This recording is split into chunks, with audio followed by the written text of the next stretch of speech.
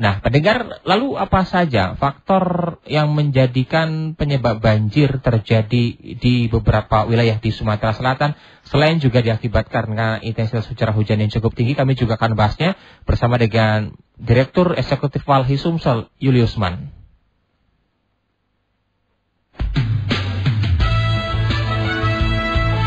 Anda sedang mendengarkan El Shinta Palembang News and Talk.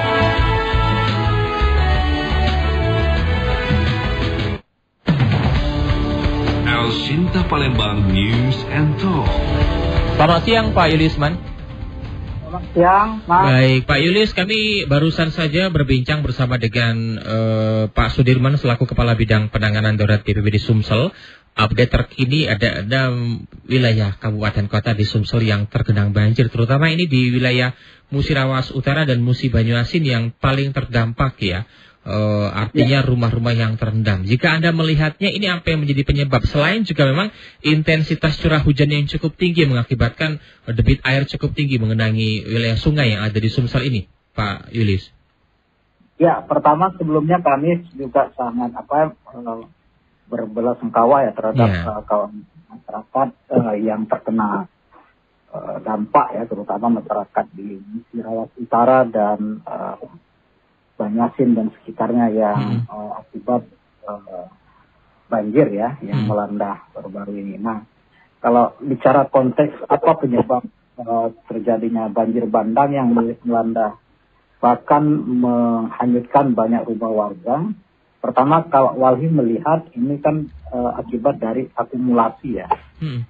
Akumulasi dari pengelolaan sumber daya alam yang begitu cukup masif, yang tidak terkendali, kemudian itu juga menjadi salah satu penyumbang terbesar yang mengakibatkan debit air itu tidak mampu lagi ditampung atau ditahan oleh baik itu yang fungsinya sebagai penyangga dalam hal ini misalnya kawasan hutan, kemudian gambut, yang kesemuanya itu kan berperan atau berfungsi secara alami untuk menjadi penyangga ya atau serapan ketika memasuki pada masa musim hujan kan begitu. Nah, kalau kami melihat di konteks di hulunya gitu ya, kita semua tahu bahwa kondisi hutan kita hari ini itu sudah sangat kritis, sudah gundul, kemudian begitu juga gambut dan areal-areal lain yang dia banyak difungsikan beralih fungsi menjadi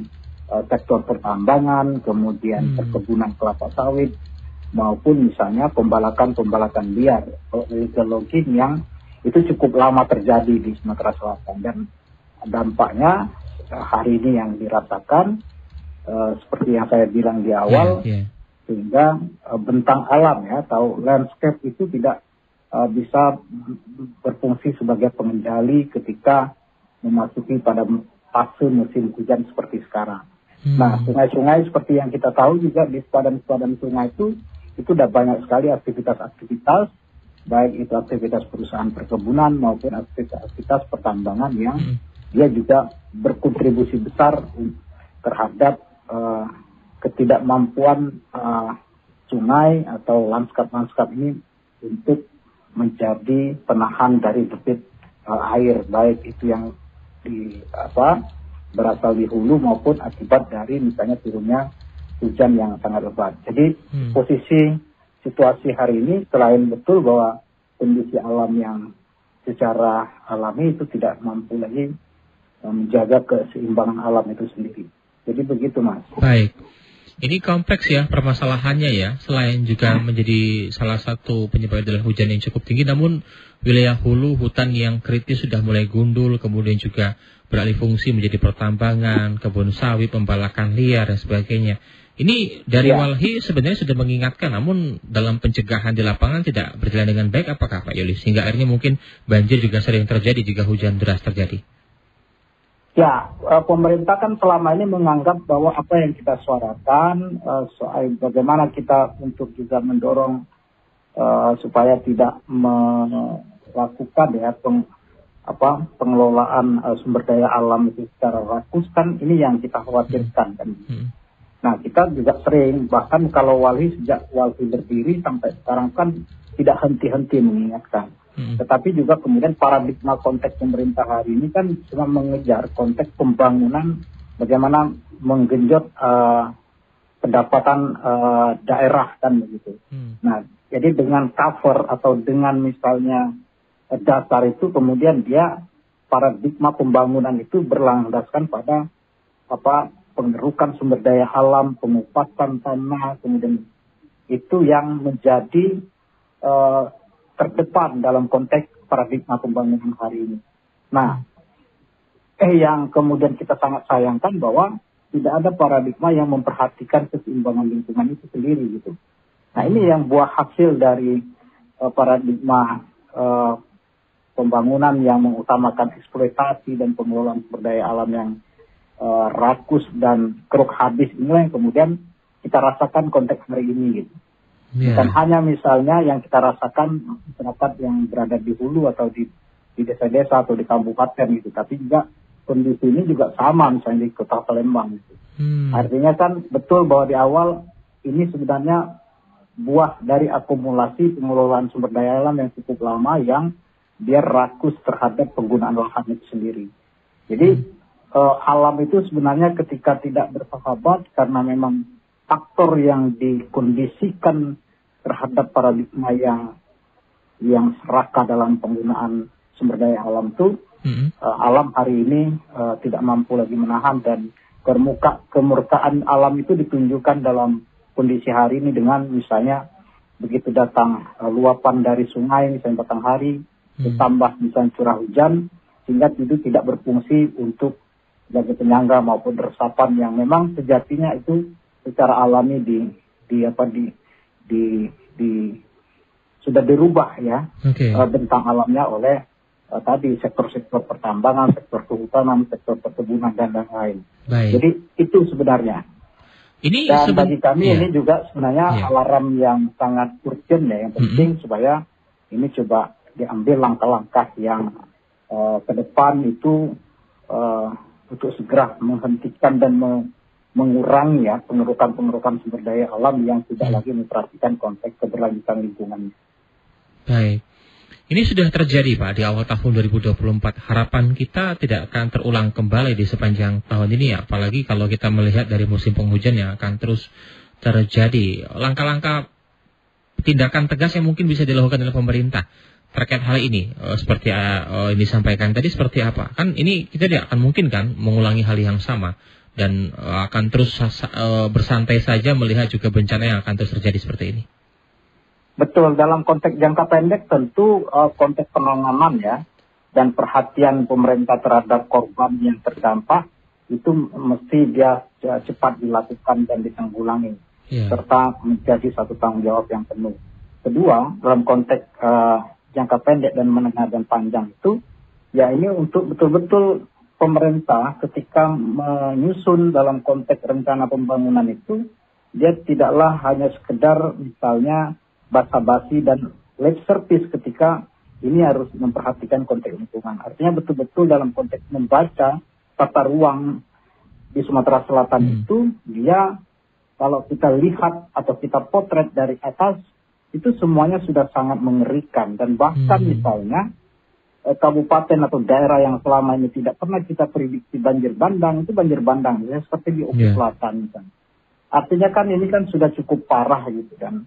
Dan alam ini sudah tidak sesuai lagi dengan kemampuan dia untuk menjadi satu penjaga keseimbangan itu sendiri. Dan itu tidak terjadi serta-merta. Artinya kan ada penyumbang dari olah manusia yang tentu itu dibuat dalam perencanaan pembangunan yang disusun atau dirancang oleh pemerintah itu sendiri. Nah, yang paling memungkinkan untuk jangka pendek ke depan selain penanganan korban-korban dan perhatian terhadap korban-korban yang terdampak, yang pasti ini untuk segera membuat peta jalan penertiban misalnya di wilayah-wilayah sungai mana misalnya yang itu kalau dalam aturan notabene-nya jarak sepadan itu misalnya 100 meter dari sungai itu tidak ada, misalnya tidak boleh dikelola baik itu oleh masyarakat maupun perusahaan. Tapi kan faktanya di lapangan semuanya itu kan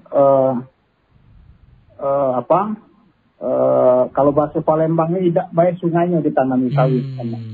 Nah ini yang kondisi-kondisi ini yang juga menjadi perhatian serius dan itu harus segera ditertibkan, terutama oleh balai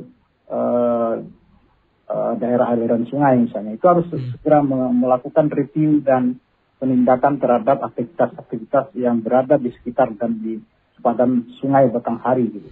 Kedua adalah ini untuk segera menghentikan penambangan-penambangan yang mengakibatkan abrasi dan longsor serta melakukan misalnya rekayasa pemindahan alur atau jalur sungai yang itu kemudian berpotensi untuk dia menyebabkan banjir yang seperti yang terjadi sekarang.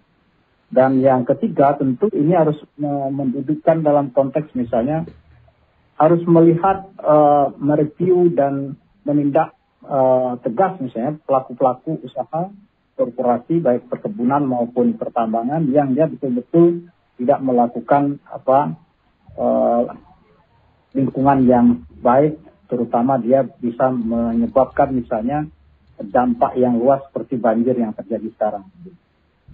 Baik, ini jangka cepat, jangka pendek yang bisa kita kerjakan atau mengevaluasi apa yang menjadi penyebab banjir selain juga penyebab utamanya karena hujan yang cukup deras, karena alam juga yang tidak mampu lagi menahan, selain juga beberapa aktivitas penambangan kemudian perkebunan.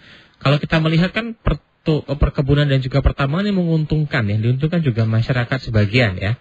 Bagi masyarakat juga diuntungkan dan pajaknya juga masuk ke pemerintah daerah. Artinya ini harus ada kebijakan yang lebih tegas Pak ya, dengan tetap mengutamakan kesejahteraan masyarakat terkait dengan yang memiliki kebun dan sebagainya. Namun di sisi lain juga harus melihat keasrian alam kita terjaga ya, Pak Yulis ya.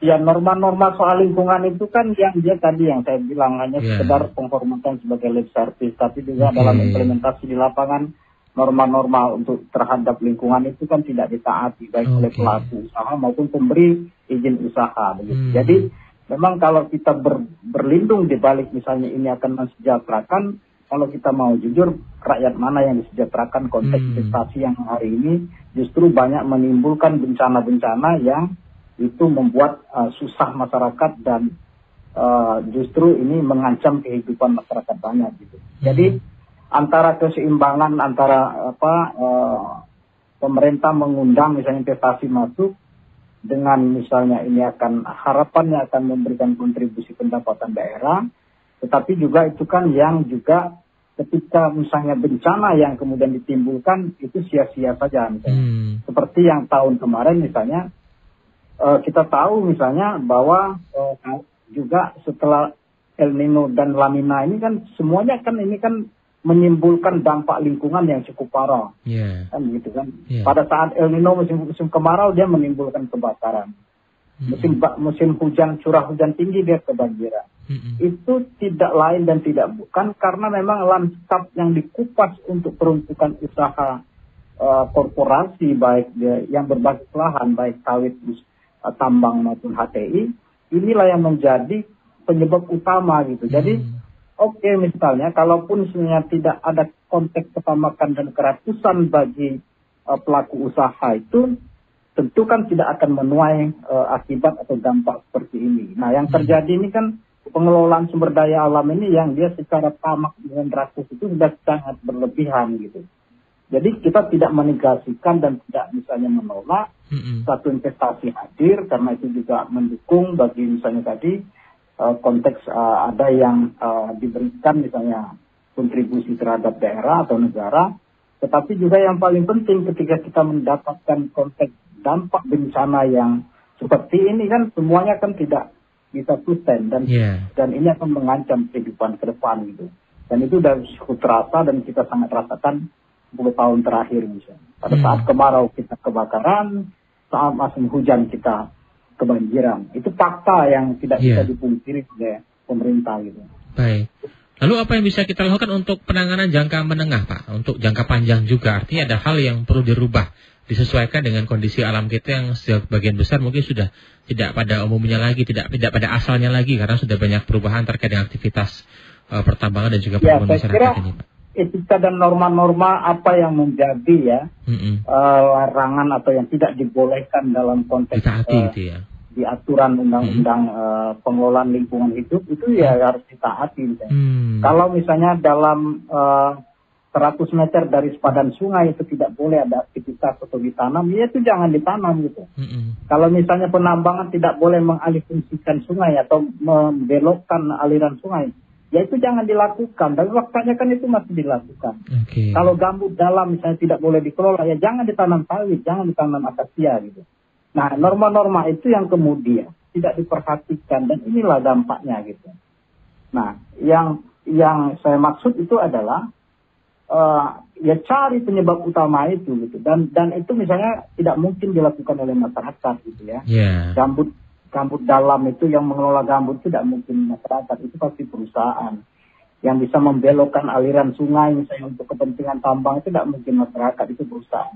Tinggal bagaimana pemerintah melakukan yang namanya penegakan hukum yang tegas gitu ya. Nah, konteks pengawasan di lapangan kan itu tidak terjadi.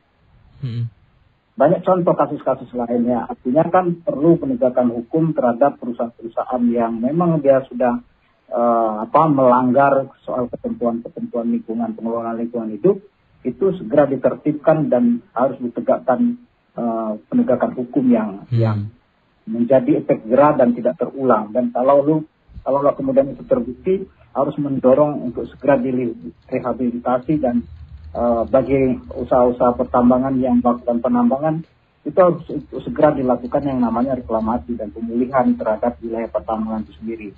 Nah, selama ini tidak dilakukan itu oleh pemerintah. Oke, jadi kondisi alam kita yang sudah rusak itu rehabilitasi dan pemulihannya sejauh ini juga dibiarkan sih seperti Pak Yulius? Iya, tidak ada kita bisa dengar misalnya orang menambang pertambangan batu bara yang menggunakan sistem pertambangan terbuka. Ini mana ada tambang-tambang galian-galian tambang itu yang memang betul-betul dipulihkan, direklamasi dan ditutup. Dia berangkat pergi setelah mengeruk hasilnya dia dibiarkan saja hangan lubang itu fakta gitu ya. Nah, makanya bagi ke depan ini sebenarnya bukan hanya dalam konteks kepala daerah, tapi ini juga bagi rezim ke depan, pemerintahan ke depan itu untuk betul-betul orientasinya tidak lagi hanya melihat aspek ekonomi, tapi juga aspek lingkungan itu harus menjadi terdepan dan dikedepankan. Iya. Ini berhubungan juga dengan penegakan hukum, Pak. Terkait hal ini juga disampaikan tadi oleh Pak Yulius ya. Ketegasan dan sebagainya. Artinya kan ini kan harapannya bisa menimbulkan efek jerah. Jika memang ada korporasi atau masyarakat yang melanggar, jika penegakan hukum yang tegas mungkin tidak akan diulang kembali atau melanggar aturan. Ini juga ada hubungannya mungkin terkait dengan memberikan izin dan sebagainya ya. Mungkin tata kelolanya tidak diperuntukkan untuk itu, namun diberikan izin, memiliki izin hingga akhirnya mungkin berdirilah perkebunan atau pertambangan ini, Pak Yulius. Ya, betul. Jadi kan memang pada prinsipnya kan investasi masuk itu kan kalau tidak diberikan izin kan mereka kan tidak bisa melakukan usahanya. Tapi kan ini juga tadi gitu, paradigma pembangunan yang mengedepankan aspek ekonomi itu ya, pemerintah tidak melakukan survei dulu misalnya, penggalian data dulu bahwa izin yang diberikan ini berada di kawasan mana, di kawasan mana. Mereka hanya mengeluarkan izin, tapi dia tidak tahu secara existing di lapangan kondisi izinnya itu diberikan itu seperti apa. Nah, justru kalau bicara dalam konteks penegakan hukum hari ini misalnya kan selalu yang menjadi kambing hitam dan dikorbankan itu masyarakat gitu. Itu tidak sebanding dengan kejahatan-kejahatan korporasi, kejahatan-kejahatan perusahaan yang selama ini dia beroperasi di atas izin yang diberikan oleh pemerintah sendiri. Nah, makanya kami walhi mendorong untuk segera betul kalau kita memang betul-betul misalnya bersepakat dan berkomitmen punya untuk bagaimana ke depan kita harus berorientasi bagaimana menjaga lingkungan ini dengan baik, ya harus fair membuka data itu gitu. Nah, bagi perusahaan-perusahaan yang memang sudah terindikasi misalnya, sudah dipublish, sudah berulang, sudah laporan masyarakat, itu tidak diproses, ya mau seperti apa gitu. Nah, apakah kemudian beban kerusakan ini harus ditinggalkan dan menjadi penderitaan rakyat, kan tentu itu kan tidak juga fair. Nah, ini yang mau kita coba dudukkan dalam konteks bagaimana pengelolaan lingkungan ke depan itu harus dan orientasi pembangunan itu harus berbasis pada lingkungan hidup. Itu yang mau kita dorong ke depan. Baik, Pak Yulius, kalau Anda melihatnya di saat ini untuk kedepannya apakah mudah untuk menjalankan dan juga mengaplikasikannya di lapangan, ataukah memang ada tantangan berat yang mungkin menutupi hal tersebut? ini kan soal kemauan ya, atau artinya kan soal goodwill-nya seperti apa. Tidak ada yang tidak bisa dilakukan ketika itu memang punya kemauan dan punya komitmen yang kuat. Karena apa? Karena pada prinsipnya pelaku usaha itu yang memberikan izin pemerintah. Ketika dia terbukti melakukan pelanggaran lingkungan, ya itu tinggal dicabut aja, tinggal ditindak atau tinggal dihukum saja gitu. Nah, tapi faktanya kan kita terlalu begitu lunak dan takluk terhadap kepentingan investasi. Jadi kita negara hukum tunduk pada kepentingan investasi itu kan sesuatu yang sangat miris dan sangat menyedihkan gitu. Jadi ke depan itu memang kalau kita komitmen untuk bagaimana penyelamatan soal bumi dan lingkungan ini ya harus tunduk pada norma-norma dan etika lingkungan yang mesti itu dijaga oleh oleh semua pihak gitu ya. Pemerintah, masyarakat, dan pelaku bisnis yang hari ini dia menggunakan sumber daya alam gitu. Baik. Ini menjadi sebuah catatan penting serta pekerjaan rumah atau PR yang harus kita selesaikan.